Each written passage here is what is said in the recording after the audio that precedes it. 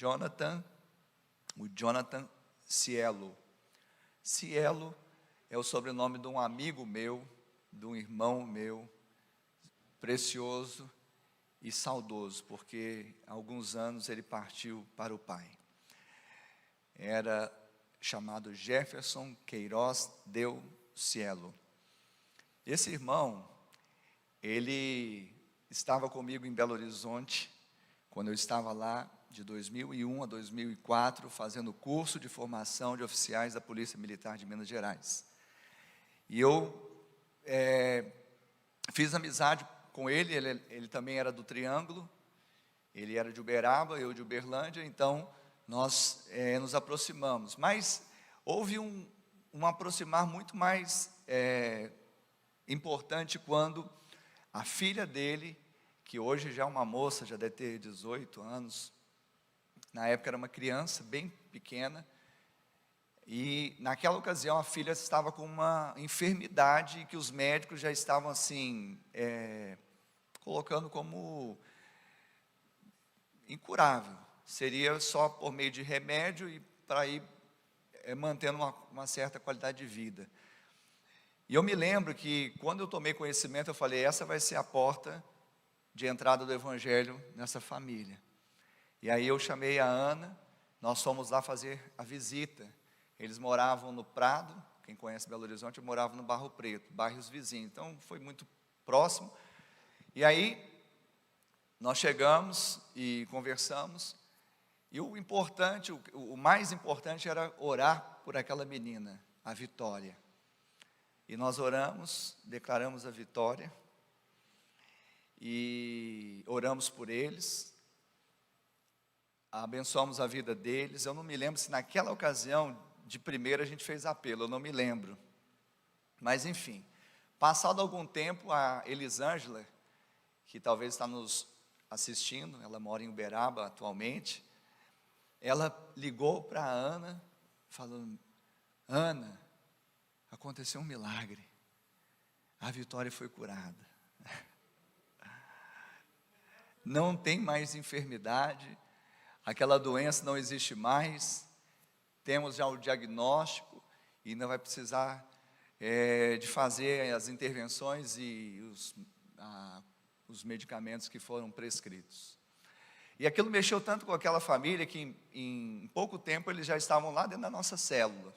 Nós tínhamos uma célula, um pequeno grupo, no nosso apertamento ali no bairro Barro Preto, e aí eles foram envolvidos. Quem está numa célula aí, levanta a mão. Quem já conhece uma célula, está numa célula. É envolvente, não é? Ali, gente, eu vou te falar. Um irmão que pisa numa célula, ele tem a vida dele transformada, porque o sentimento de pertencer é forte demais. E o sentimento de família é muito forte também. Então ali, eles foram abraçados, não só por mim e pela Ana, mas pelos irmãos da célula. E aí, em 2004, quando nós estávamos formando, em outubro do ano de 2004, nós estávamos formando no pátio da Academia de Polícia Militar de Minas Gerais, no Prado. E logo depois da formatura, saímos, aspirantes, e a família do Queiroz e da Elisângela estavam lá por ocasião da formatura. E era tipo sexta-feira a formatura e no domingo, culto na Lagoinha. Aí todo mundo foi para... Aliás, esqueci de um detalhe, na verdade a gente tinha feito o apelo, eles tinham aceitado Jesus, e naquele domingo, eles iam descer as águas no culto de batismo lá na Lagoinha.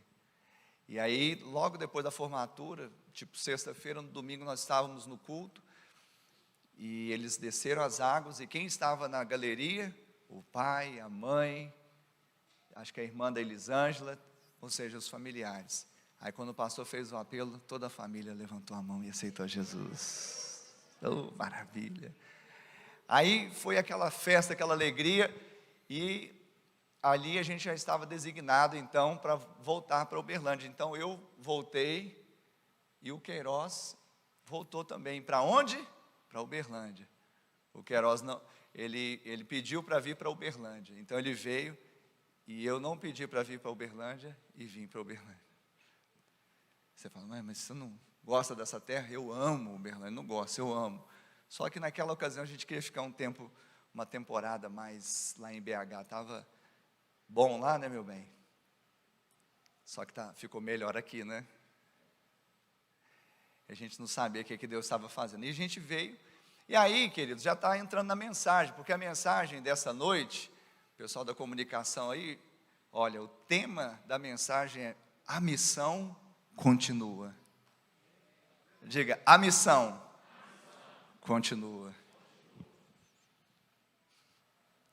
Não é? Amém? Fala assim, a missão continua. Mas podia ser melhor, né? Você como militante, você já falou assim, a luta continua. Não sei, né? Mas você fala assim, a missão continua. Amém? Está todo mundo vibrando? A missão continua. Amém? Está rindo aí, Samuel? E a missão, nessa etapa, ela começou com a nossa volta. A gente voltou para Uberlândia. Em 2005, nós nasceu a Célula do Amor, em Uberlândia. Amém? Por que Célula do Amor? Porque a nossa célula em Belo Horizonte se chamava Célula do Amor. E por que Batista do Amor? Aí você já sabe. Amém? Não podia dar outro nome, né? E quem foram os primeiros convidados para essa célula? Jefferson Queiroz Deucielo e Elisângela Queiroz Deucielo. E Vitória, lembra da menininha curada? Era a nossa kids na Célula do Amor que nascia em 2005. A história da Iba aí. Você gostou? É lindo, não é? Vai acontecer também na sua vida. Tem gente que faz assim, né?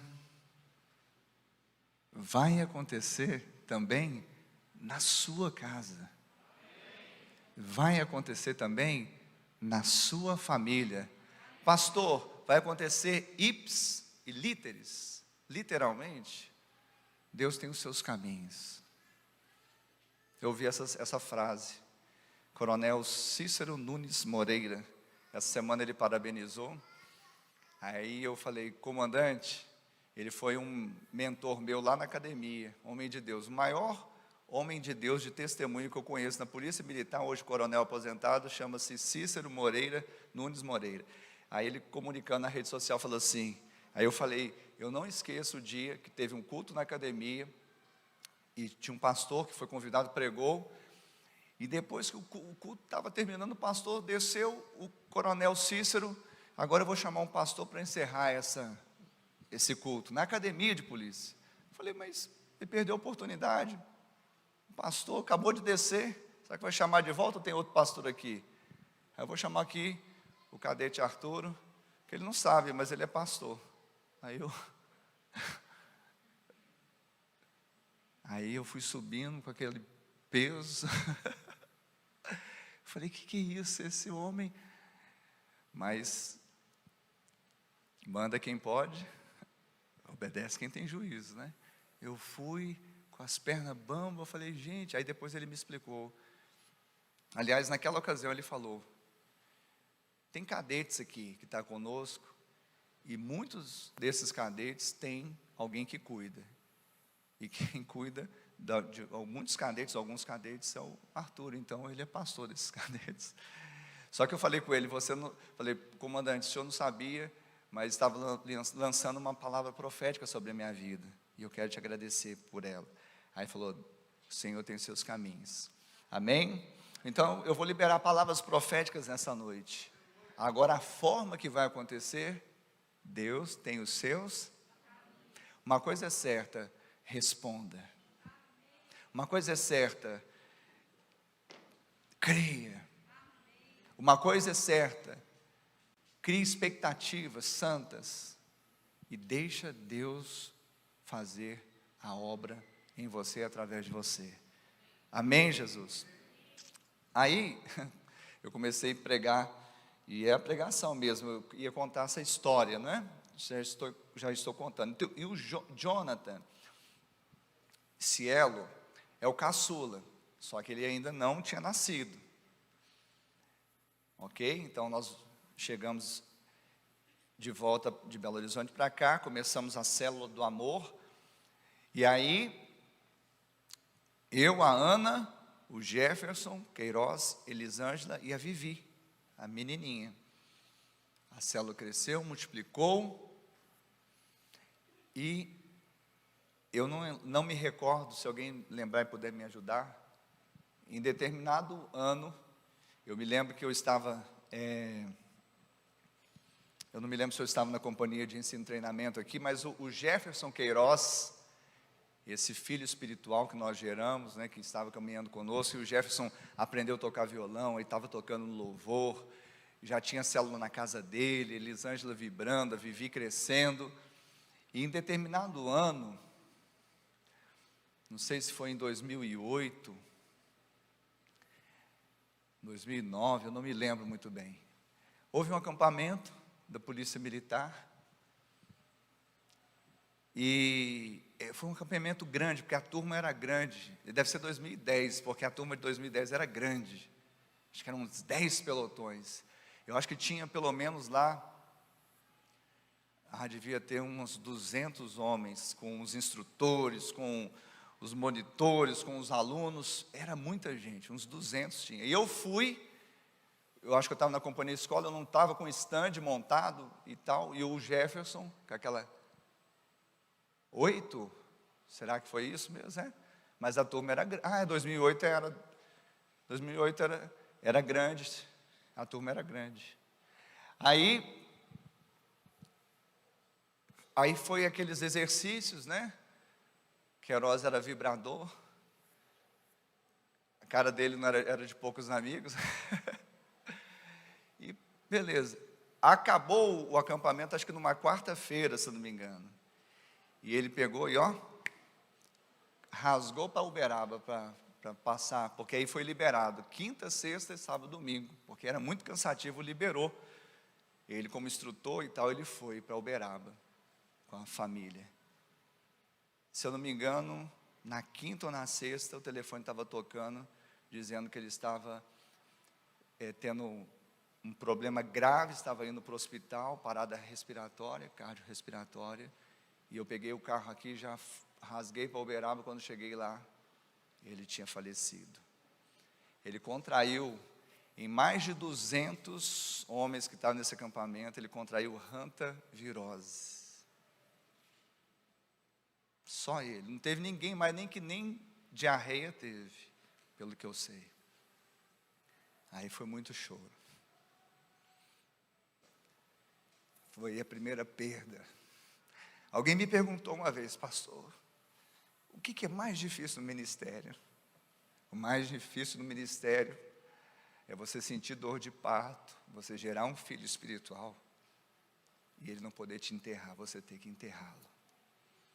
Não só pessoas que eu gerei, mas pessoas que foram agregadas ao ministério, quando eu tenho que ir para um sepultamento, por mais que nós cremos na ressurreição, isso é um momento dos mais difíceis que tem para mim no ministério. E o Jonathan Cielo, ele deu hoje de manhã, bom dia, não tenho palavras para expressar o meu amor e como estamos felizes, parabéns igreja, que Deus possa continuar inundando de graças e bênçãos a todos. Quando ele morreu, a Elisângela estava grávida. Ele não conheceu o pai em vida. Ele é a cara do Jefferson. Você quer conhecer o Jefferson fisicamente? Olha para o filho dele, o Jonathan. E graças a Deus essa família foi encaminhada para o Evangelho. E foi o que sustentou essa família. E o que tem sustentado. E essa célula cresceu, multiplicou. Agora, sabe, o ano da missão, a missão continua. Nós temos um texto de referência, e eu sei que às vezes a gente se envolve com tantas coisas, mas eu te convido a pegar o alvo, dá uma lida no que foi escrito no alvo, dá uma lida no que foi escrito na carta profética para o ano 2021, dá uma lida, porque há um soprar profético para nós como igreja, e existe um versículo profético para nós nesse ano. Eu não poderia, numa ocasião dessa, deixar de falar. Eu queria que você abrisse comigo em Marcos, capítulo 16. Marcos, capítulo 16, verso de número 14. Amém?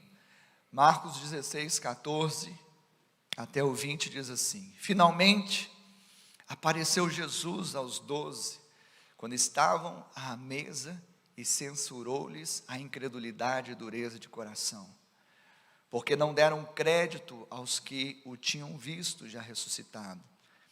E disse-lhes: Ide por todo o mundo e pregai o evangelho a toda criatura.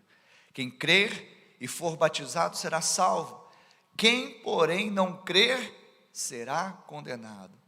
Estes sinais hão de acompanhar aqueles que creem. Em meu nome expelirão demônios, falarão novas línguas, pegarão em serpentes, e se alguma coisa mortífera beberem, não lhes fará mal. Se impuserem as mãos sobre os enfermos, eles ficarão curados. Verso 19. De fato, o Senhor Jesus, depois de lhes ter falado, foi recebido no céu e assentou-se à direita de Deus. E lá Ele está intercedendo por você, lembre-se disso. E eles, tendo partido, pregaram em toda parte, cooperando com eles o Senhor e confirmando a palavra por meio de sinais que seguiam. Amém? Amém? Qual que é o versículo chave? É o verso 15. E disse-lhes: Ide por todo mundo e pregai o evangelho a toda criatura. Esse aqui não é um pedido, essa aqui não é uma solicitação, isso aqui não é uma faculdade que nos assiste. Para aquele que nasceu de novo e agora não tem apenas Jesus, não é, Samuel, como Salvador, mas o tem como Senhor, é uma ordem.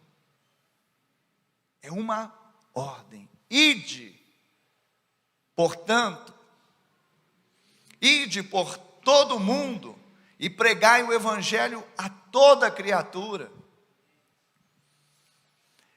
E aí eu comecei a pensar, fazer um apanhado na minha mente das coisas que nós vivemos nesses últimos 16 anos. Tantas coisas nós vivemos, mas essa origem, ela fala exatamente de um comissionamento, porque quando nós voltamos de Belo Horizonte para cá, nós estávamos numa condição muito confortável. Quando eu falei que eu não queria voltar para Uberlândia, não que eu não gostasse dessa terra, até porque a família da minha esposa estava aqui, nós temos raízes nessa terra há muitos anos, minha família também habitou nela por muito tempo. Veja que a minha reticência ou a minha resistência de voltar para Uberlândia se deu porque nós estávamos numa zona de conforto em Belo Horizonte. A Ana num bom trabalho, eu numa perspectiva boa de um batalhão que eu queria trabalhar. Nós estávamos numa igreja maravilhosa, a Igreja Batista da Lagoinha. A Ana no ministério, criar criança, ir visitar nos hospitais. Nós vivendo assim de namoradinho, né? De casadinho de novo, sem filhos. Não, vocês são bênção, viu? Mas tem hora que atrapalha o processo. Sabe? Pai, O que foi? Não vou falar mais nada não. Então estava tudo muito bom, não é verdade? Mas deixa eu te falar, em 2006, quando nasceu Samuel, o que era bom ficou excelente. A gente pensou assim, a gente ficou 7 anos casados sem filho. A gente falou assim, como que a gente conseguiu viver sem esse menino de olhos azuis? Porque ele tinha olhos azulzinhos, né? Lembra, Wesley? Ainda está claro, né? Mas não é.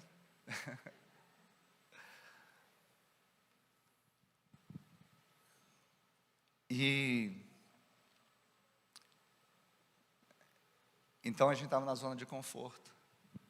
Quem já esteve numa zona de conforto aí? Levanta assim, ó, só para ninguém ver.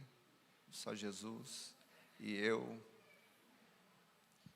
Eu falei no passado, né? Porque alguém pode estar, né? Aí a gente fica politicamente correto, não vai expor ninguém. Quem já esteve numa zona de conforto? Levanta. Zona de conforto é quando está tudo bom. Mas o maior inimigo do excelente não é o ruim, é o bom. Quando Pedro, no Monte da Transfiguração, falou para Jesus, bom estarmos aqui, ele queria fazer tendas do conforto, da conveniência, porque o ambiente era maravilhoso. E é bom aproveitar.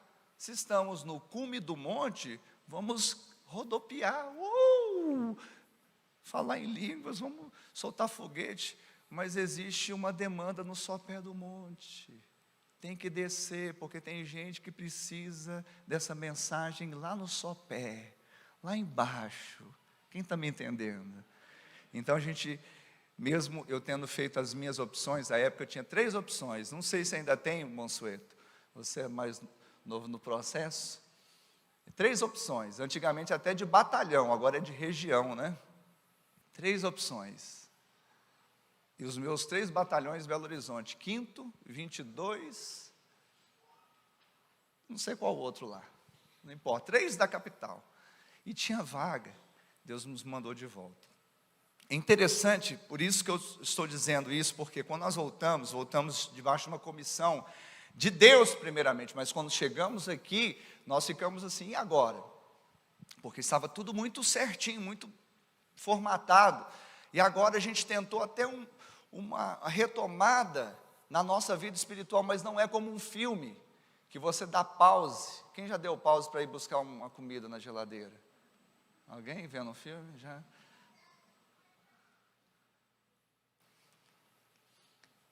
Não faz assim, você dá pause, vai ali no banheiro, faz alguma coisa e volta no mesmo lugar, como se nada tivesse acontecido. Não é assim a vida.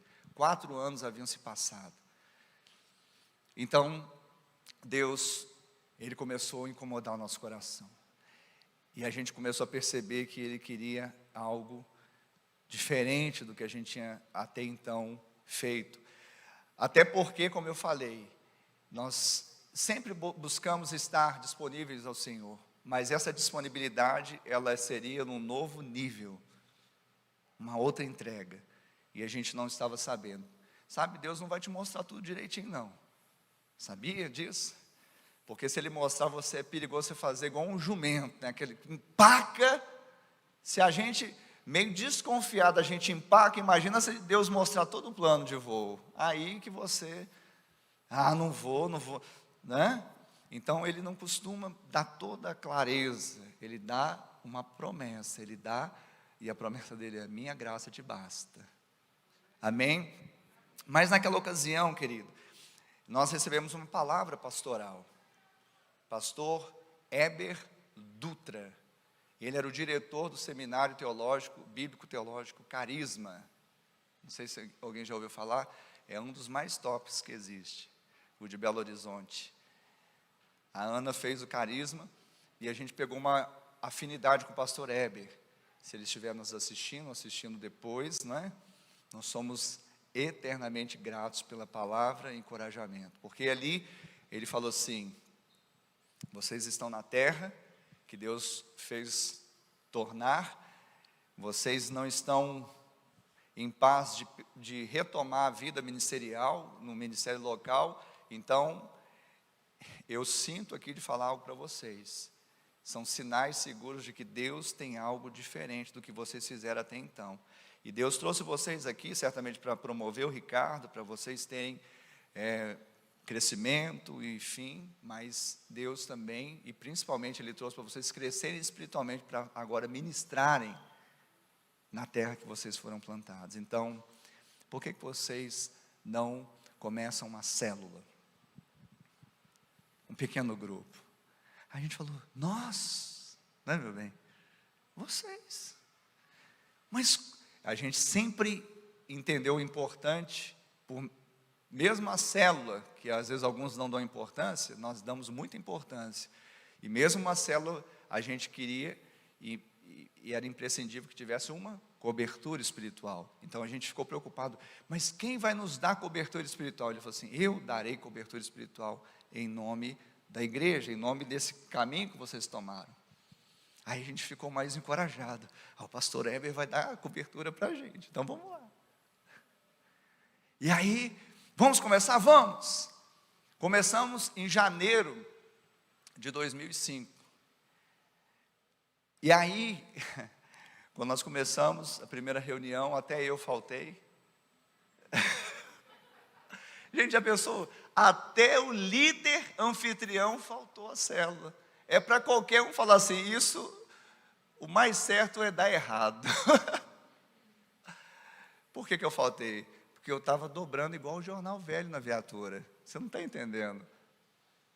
Eu era aspirante, carne fresca, sangue novo, na unidade. Tudo que era rabo de foguete, eu aspirante Arturo. No dia da inauguração da célula, estava eu trabalhando na polícia. A Ana assumiu lá, ela, o Jefferson, Elisângela e fala alto aí, que é o nome do seu filho espiritual também. Vitória. Amém. Deus tem cura na sua casa. Deus tem plano na sua família. Deus tem unção e ministério nas suas mãos. Creia. Aí, começou. Eu me lembro, tem uns episódios que a gente não tem como deixar de contar, né? Já vai dar 8 horas. Amém.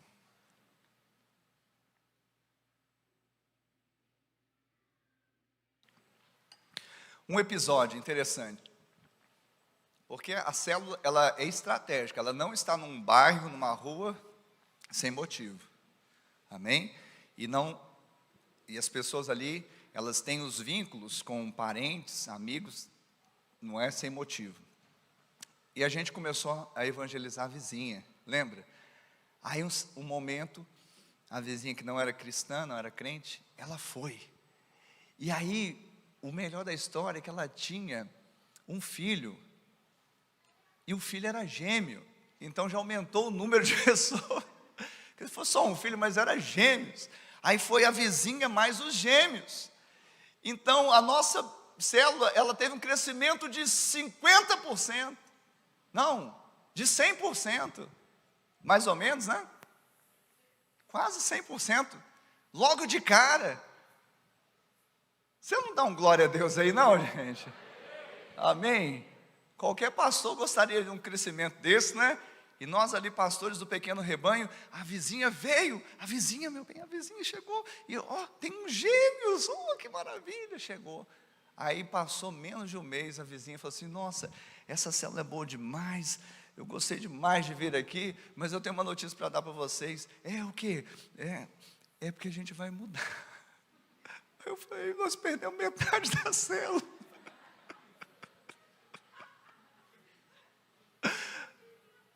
É assim que começou, gente. Você quer saber como que o pastor Ricardo evangelizava? Vou dar, é porque tem muita história. Alguns já sabem dessas histórias. Uma vez, eu saí no 17º Batalhão, que era o meu batalhão, Voluntários da Pátria, o melhor batalhão de toda a Polícia Militar de Minas Gerais. Desculpa os colegas aí de outras unidades, né? Mas ali eu nasci como soldado e depois fui oficial lá. Então, eu saindo, estava fardado, mas no meu carro particular. Vou repetir, de repente pode estar ouvindo alguém aí. Eu estava fardado, mas no meu carro particular, saindo do serviço. Amém? Porque senão eu acho, não estava de viatura, não estava no horário de serviço, estava fardado no meu carro, saindo do serviço, indo embora para casa. Aí no cruzamento de uma rua, vi um carro passando. E quando eu olhei, eu vi lá no adesivo, Igreja Batista da Lagoinha. Eu falei, olha um irmão meu aqui perdido nessa cidade. Porque eu ficava atrás também de algumas ovelhas perdidas da casa de Israel, ou da casa de Lagoinha, que estava aqui, e que não tinha ainda inserido no ministério, para chamar para a célula. Aí eu liguei a sirene é só imaginária, viu gente, que era meu carro particular. Virei, aí emparelhei com Joel Berichelli. Queridos, vocês estão ouvindo, é a minha versão. A Kelly sempre fala, pastor, não foi bem assim, mas foi. Aí eu emparelhei, encosta, encosta. Aí eu fardadaço, né? O camarada encostou, né? Aí ele encostou, eu parei na frente, aí eu acho que ele viu o Celtinha que a gente tinha, com adesivo no nosso carro também, Igreja Batista Lagoinha. Aí eu acho que ele deve ter desarmado, né? Aí ele desceu do carro, eu desci também. Aí eu vim com as mãos meio levantadas assim. Falei assim, meu querido, me perdoa. É porque eu vi o adesivo no carro de vocês. E vocês são de Lagoinha. Falei igual o pastor Márcio. Lagoinha. Aí ele falou assim, nós éramos. Porque saímos de Belo Horizonte, fomos para Campo Grande, acho que eles moraram em Campo Grande, e viemos para Uberlândia recentemente. Então, vocês estão sem congregar? Estamos, a gente visitou uma outra igreja, mas não estamos em nenhum ministério. Eu falei, querido, então você precisa ir para a célula da Igreja Batista da Lagoinha, em Uberlândia, a célula do amor. Onde que é? Dei o endereço, tal. Aí fiquei naquela expectativa, eu e a Ana, falei para a Ana, eu evangelizei um. Eu falei assim, Ana, eu abordei um. Eu evangelizei um, né? Eu tive que explicar. Aí, a gente ficou esperando. Passou a primeira semana, eles foram? Segunda semana, eles foram? Terceira? Quarta? Eu perdi a conta. A Kelly vai falar assim, pastor, não é bem assim. E foi daí para mais, Kelly, se você estiver me assistindo. Só que ela brinca comigo, fala assim, pastor, mas a gente tinha motivos. Certamente. Mas que eles não acreditavam em nós mesmos. Esse povo é doido, Igreja Batista da Lagoinha aqui com célula, esse camarada aí me abordou, tem um negócio estranho aí. Mas Deus é Pai. Deus é Pai. Aqueles que gostam de uma vingança. Deus é Pai.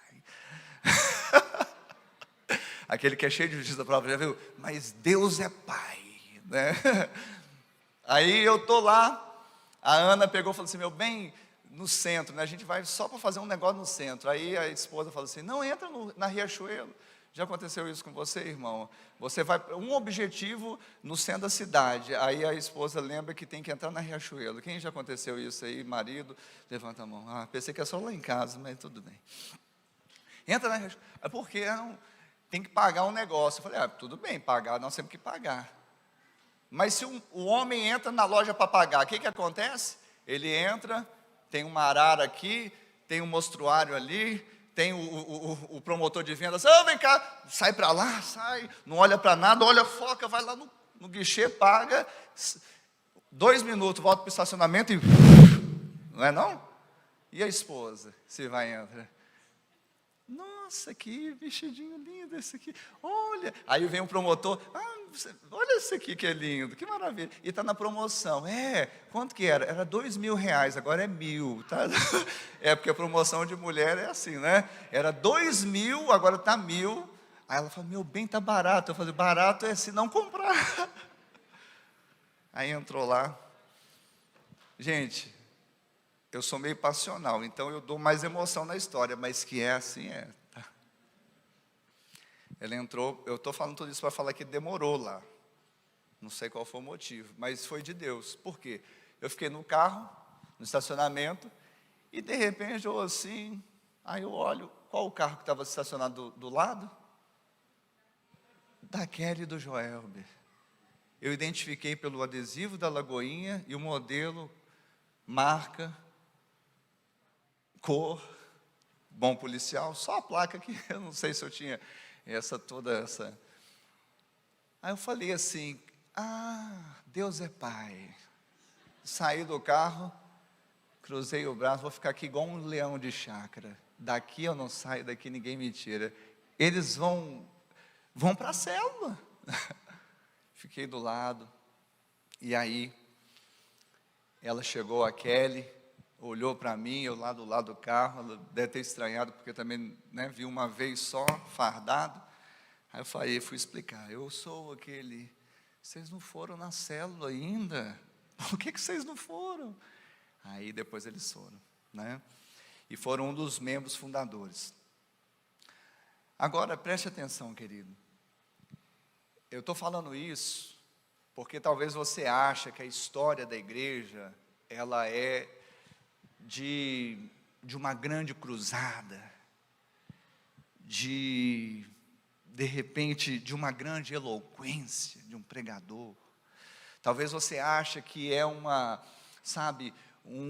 escola que foi montada, teológica, bíblica. Talvez você ache que é uma coisa assim que... Não, pessoas como eu e você são chamadas para fazer a obra de Deus.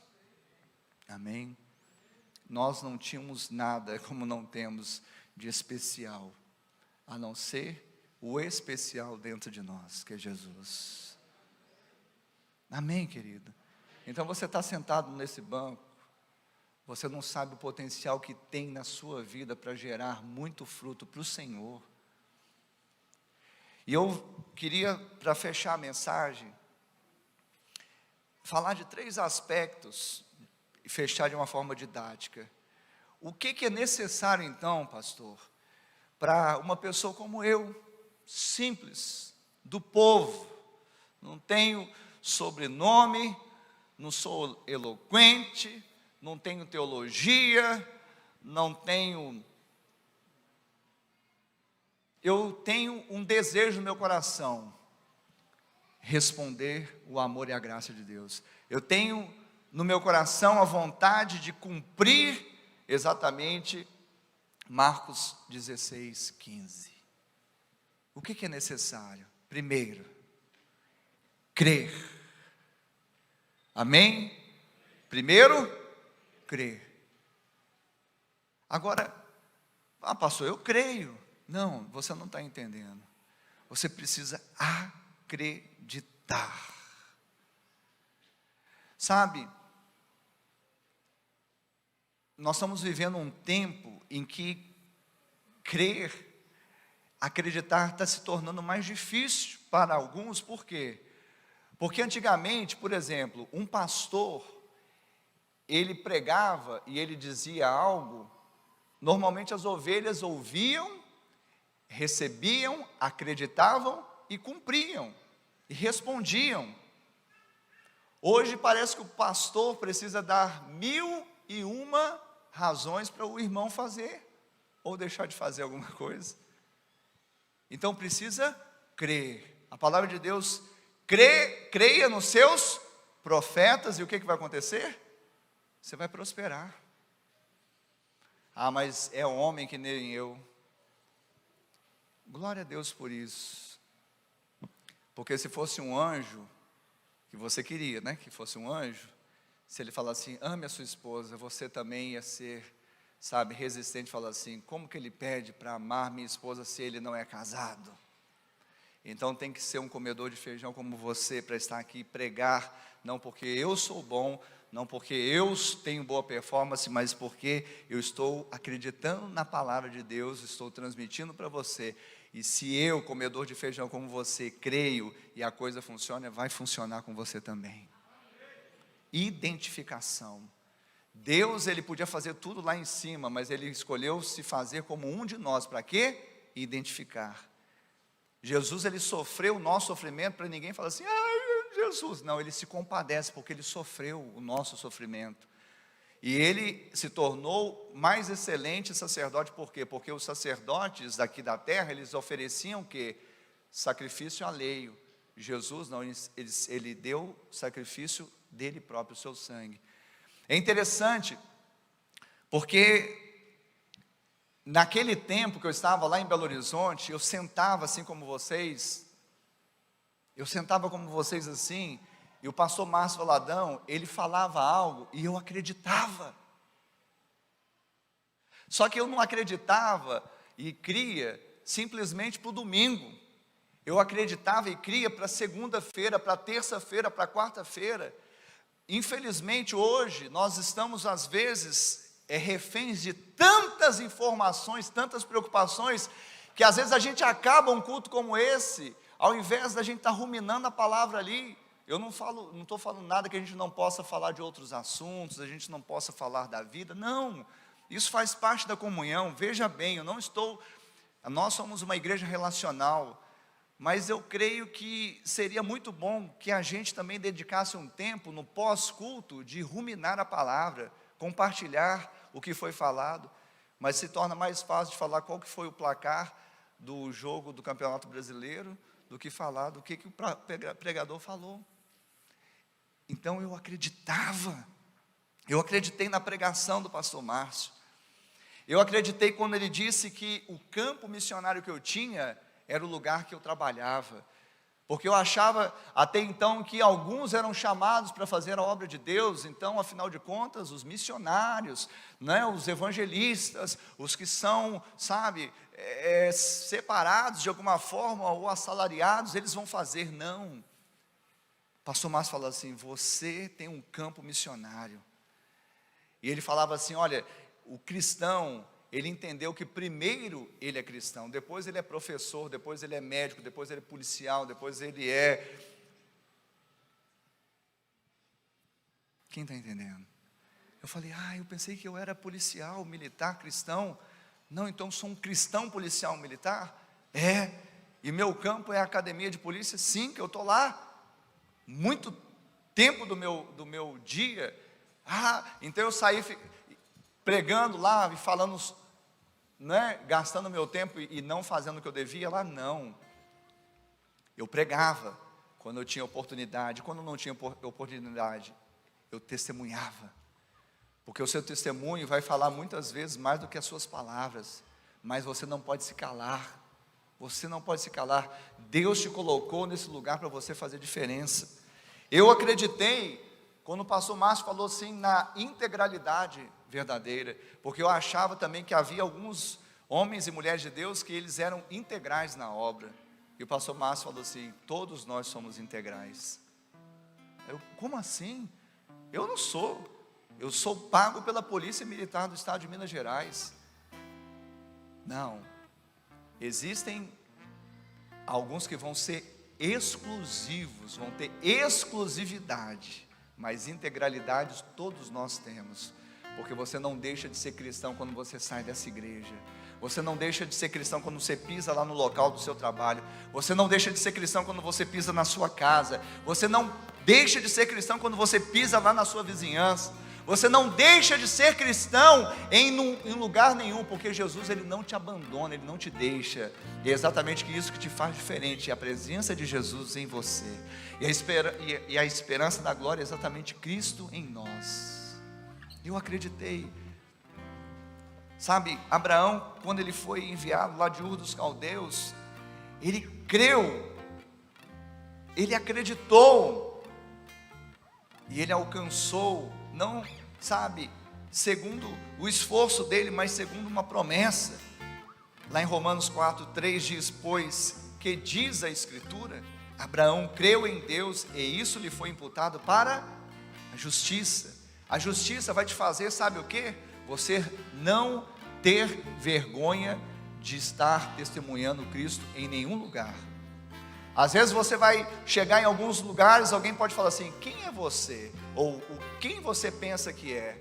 Aí você vai ficar tímido, vai retroceder. Mas a justiça de Deus faz você avançar, porque você, talvez, e eu não somos nada e ninguém, mas aquele que está em nós é maior do que está no mundo. e Ele é o Senhor. Quem está recebendo essa palavra nessa noite?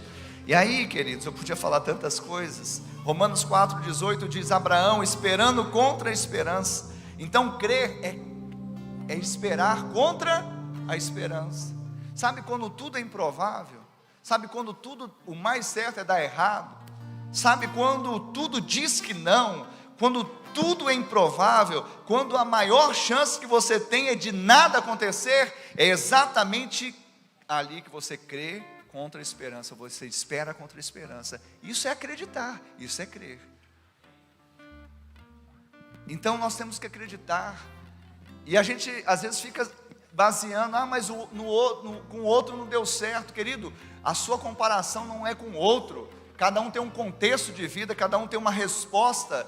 Você tem que saber em quem você tem crido, você tem que saber quem te fez a promessa, e quem te fez a promessa é fiel para cumprir. Segundo, primeiro é crer. Pessoas comuns precisam crer para ver a glória de Deus. Pessoas comuns. Segundo, pessoas comuns, para continuar a missão, precisam se comprometer. Sabe o que distingue um sonhador do empreendedor? Porque se perguntar, você tem um sonho? Eu tenho. Eu tenho. Todos têm um sonho. Mas o que distingue um sonhador de uma pessoa que é de fato um empreendedor, que vai empreender? Sabe o que distingue? Comprometimento.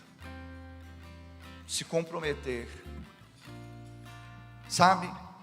Algumas pessoas desejam que tudo esteja perfeito antes de estarem dispostas a se comprometerem com qualquer coisa. Gente, se eu e a Ana nós fôssemos esperar tudo estar perfeito para a gente se comprometer, até hoje a gente fala assim, não está perfeito.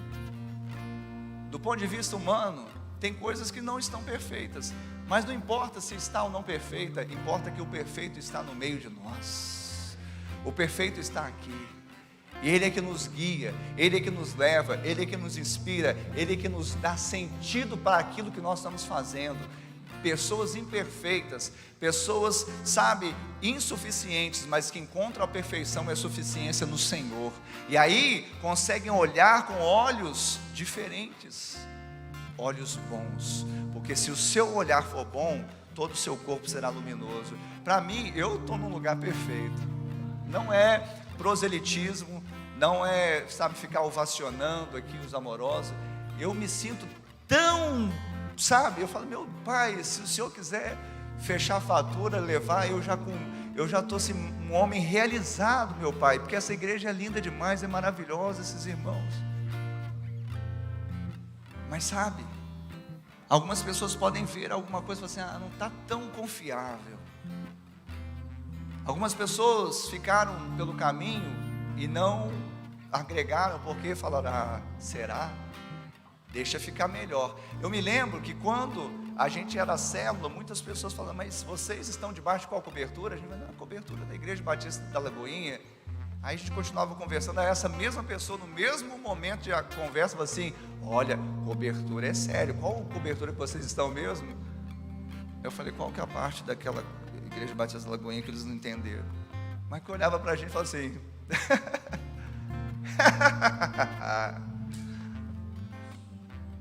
eu não estou aqui, revanchista, não. Eu sou realizado, querido. Eu sinto que eu estou no centro da vontade de Deus. Eu sinto que hoje, com 48 anos, já pode falar que setembro já vem, eu encontrei o meu ninho, eu encontrei o meu lugar. Você precisa encontrar o seu ninho, o seu lugar em Deus, para fazer algo relevante nessa terra. Querido, isso não quer dizer que você tem que dar baixa do seu serviço, não.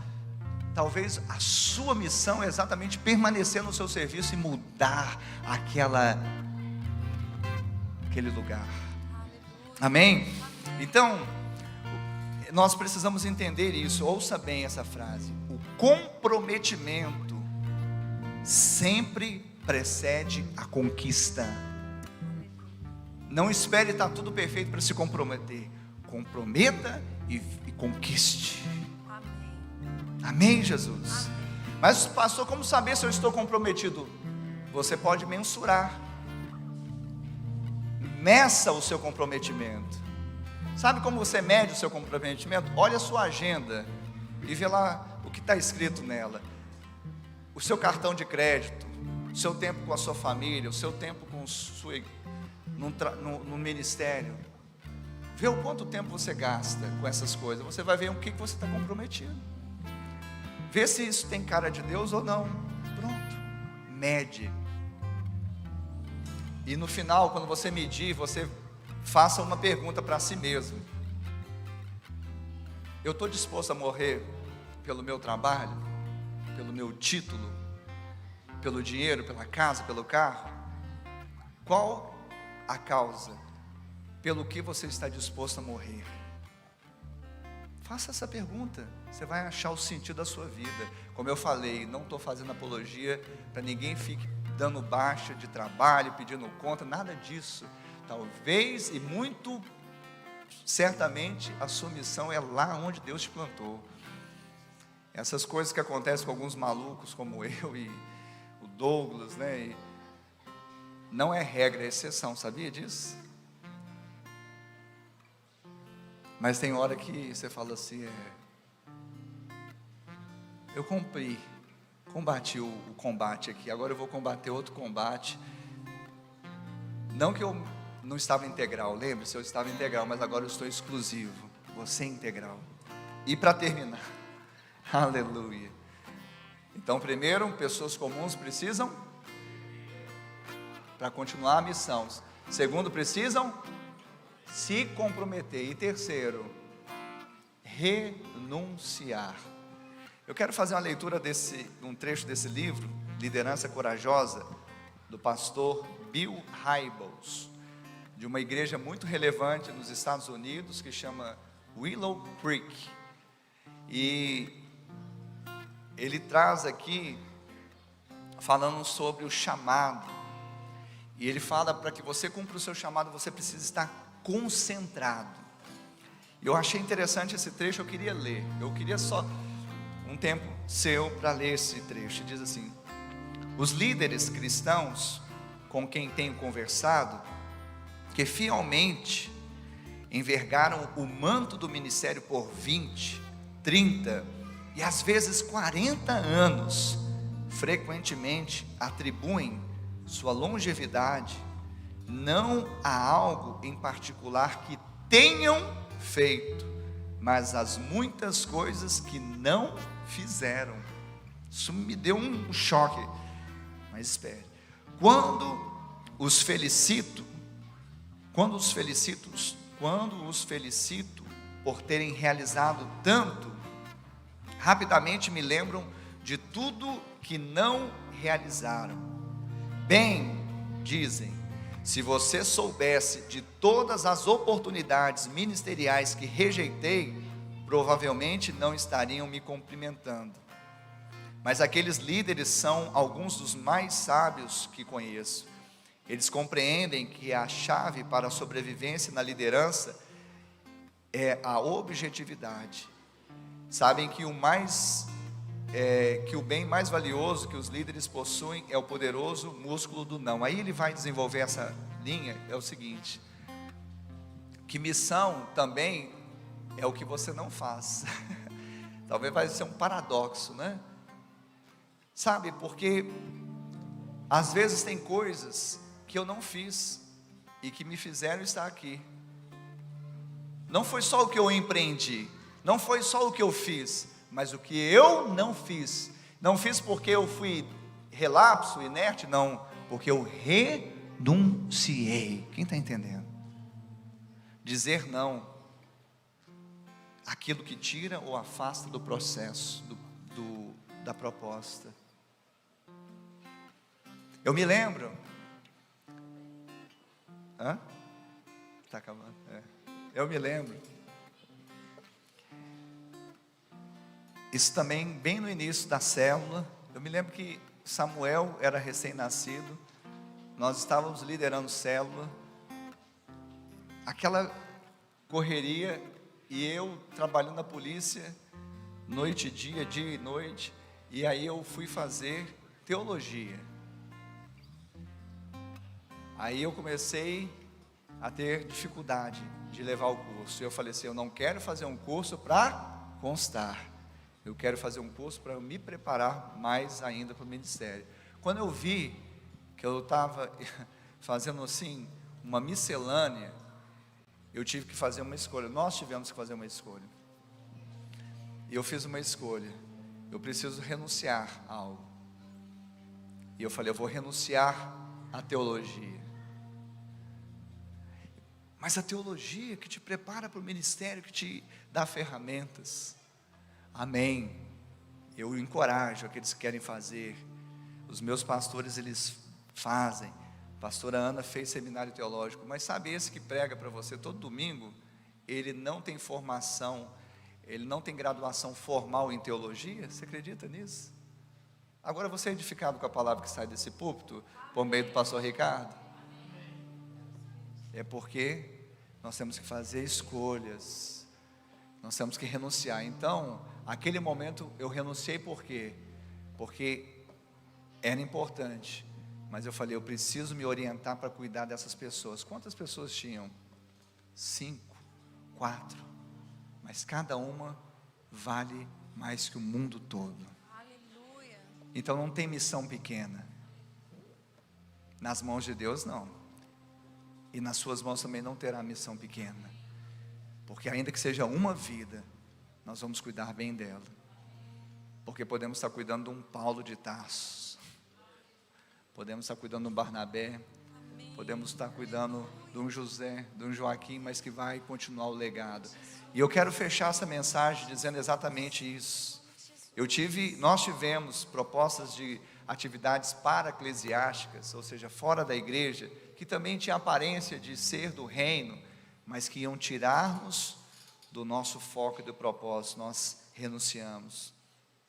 Nós tivemos que abrir mão até um pouco do convívio familiar, não que nós abrimos mão disso, mas a nossa casa sabe que muitas vezes nós não vamos estar em todas as festas. Por quê? Porque nós já escolhemos quem é o primeiro na nossa vida, e ainda que tenha que renunciar e cortar na carne, nós faremos isso, até para o bem da nossa própria família, porque nós queremos todos na presença de Deus. Quem está entendendo isso? Amém. E eu quero terminar dizendo Gênesis 1:12. Eu queria falar isso tudo para dizer que nós, eu e a Ana, somos pessoas como vocês, não tem nada de diferente ou especial. E em Gênesis 1:12 diz que a semente gera segundo a sua espécie. Então eu profetizo nessa noite, Amém, Jesus. Amém, Senhor. que essa mesma unção Amém. que estava sobre a minha vida, que está sobre a vida da minha esposa, dessa casa pastoral, que preside essa igreja, através da qual o Senhor levantou essa igreja nessa terra, que esta unção e que essa semente, ela está sendo lançada sobre cada um dos irmãos dessa igreja, cada uma das irmãs dessa igreja, cada um dos amorosos, das amorosas. Pai, em nome de Jesus, eu libero agora para que todos, porque o Senhor não faz acepção de pessoas, o Senhor não distingue pessoas, o Senhor dá oportunidade a todos, cada um em uma medida, cada um em uma interferência de influência na sociedade, na família, no ministério, mas todos nós somos chamados a sermos sal da terra e luz do mundo. Então o sal, ele influencia, ele tem sabor. A luz, ela também não é posta escondida, e sim no lugar que pode iluminar em alguma medida. Cada um de nós vai fazer diferença no lugar que está. Eu libero esta unção em nome de Jesus. Oh! Chamado, Fica de pé, igreja. jamais vou me calar. Eu tenho um chamado, o evangelho anuncia. Eu fui escolhido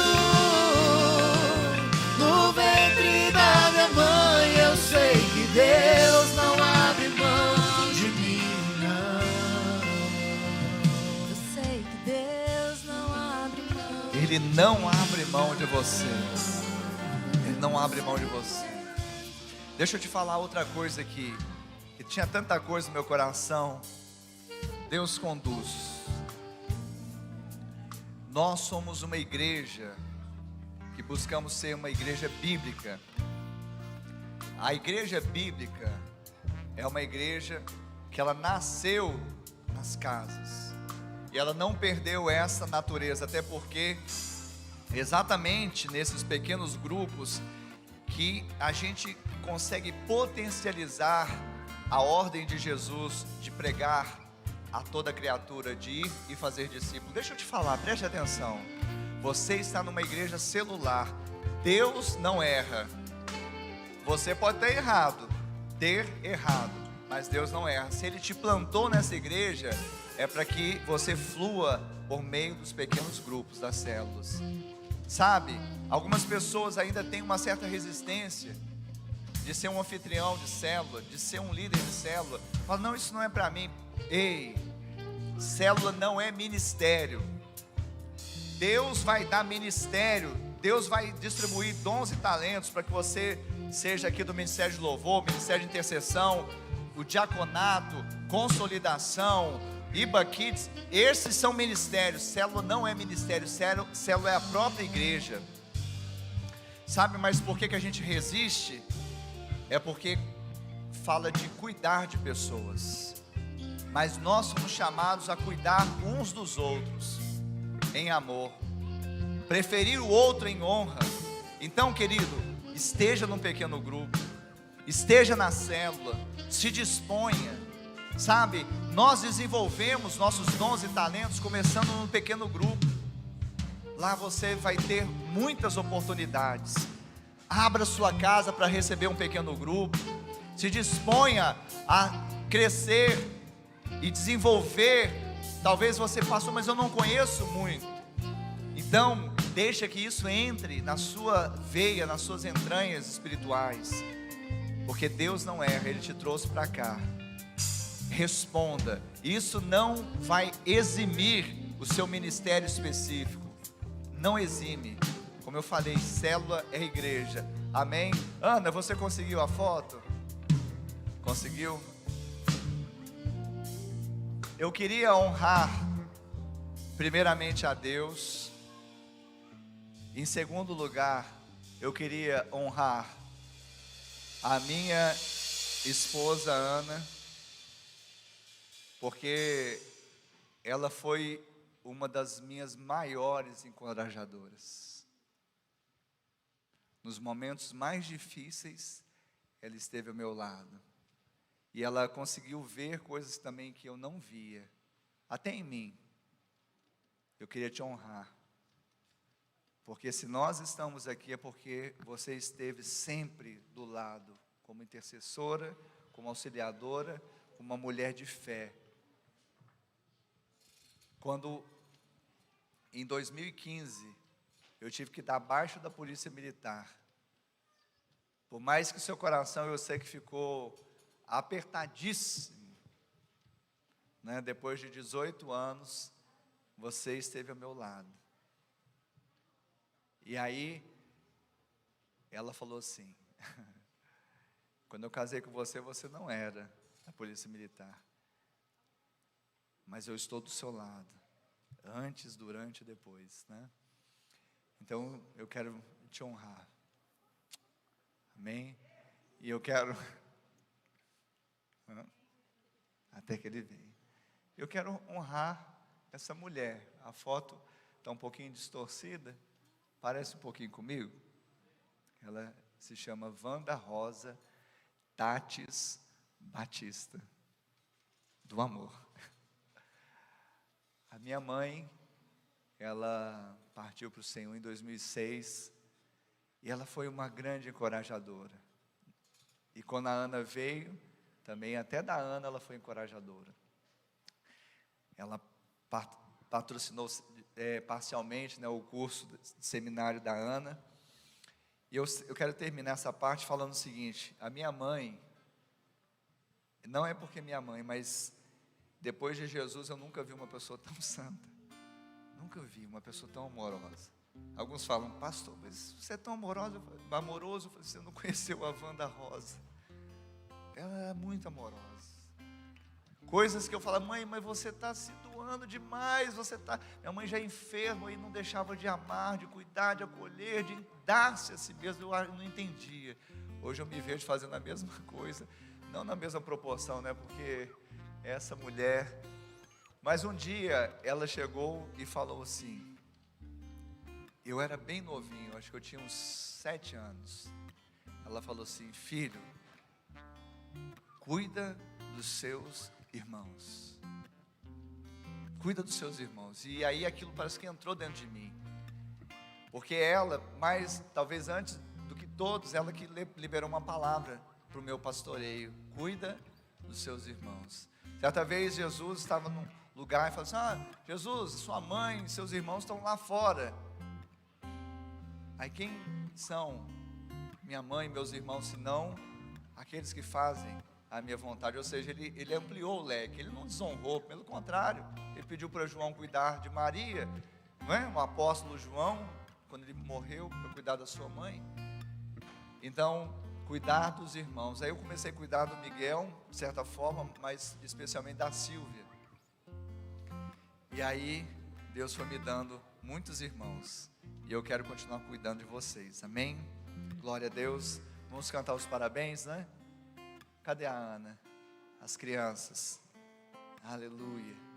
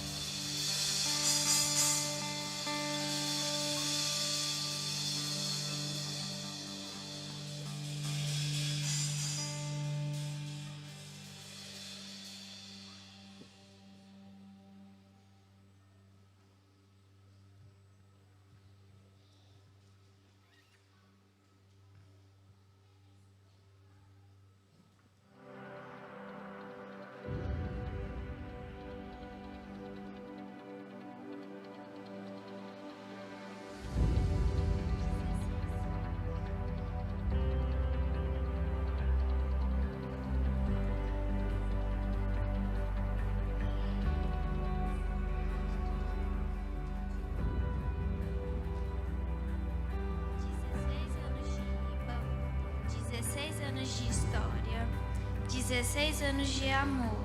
Sim, o amor nos amou, por isso que a sua graça nos abraçou.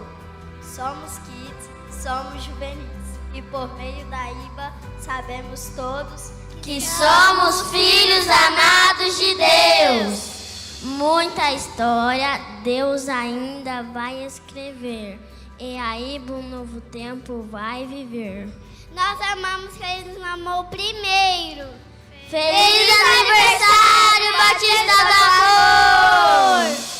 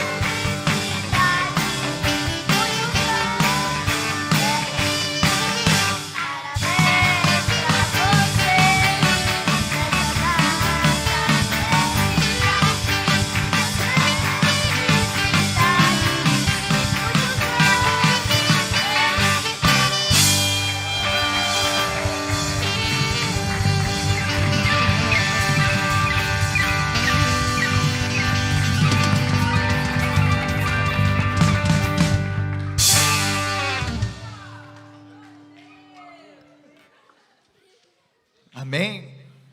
Você viu como que a igreja está linda, então tem os lugares de você tirar foto, não vá rápido, tira as fotos. Deus abençoe, que o amor de Deus Pai, a graça de Deus Filho e a doce comunhão e consolação do Deus Espírito Santo seja com todo o povo de Deus, hoje e sempre. Amém e amém. Deus abençoe. 16 anos de IBA! Uou, uou, uou!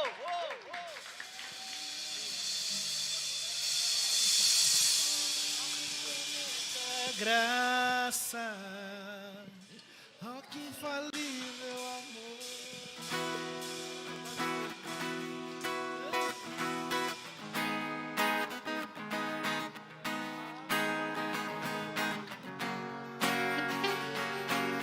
Você não